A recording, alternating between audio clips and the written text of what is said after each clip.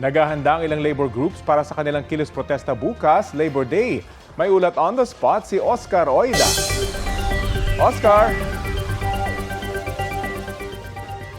Yes, Rafi, aabot sa 20,000 manggagawa ang inaasang makikiisa sa koalisyong Laban Manggagawa Mayo 1 bukas, no?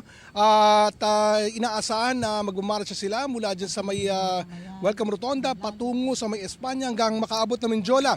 Sa isang press conference sa Quezon City, inihayag ng koalisyon na binubuo ng mahigit 11 labor groups at kumakatawan sa lampas 200,000 na manggagawa ang kanilang panawagan para sa malakiang pagbabago sa pulisiya ng sahod at enerhiya ng bansa. Iginit ng mga lider ng manggagawa na lumiliit na ang halaga ng minimum wage habang tumataas ang presyo ng langis at mga pangunahing bilihin. Kabilang sa mga panawagan ng grupo ang libreng sakay at loan moratorium, ayuda para sa mga pinakamahihirap na pamilya, pagbasura sa oil deregulation law, pagkontrol sa presyo ng mga pangunahing bilihin at pagpasa ng national minimum wage. Binatikos din nilang umano'y kakulangan ng aksyon ng pamahalaan at kongreso sa isyu ng sahod at cost of living habang nanatiling mabigat ang pasanin ng mga manggagawa. Rafi? Maraming salamat, Oscar Oida.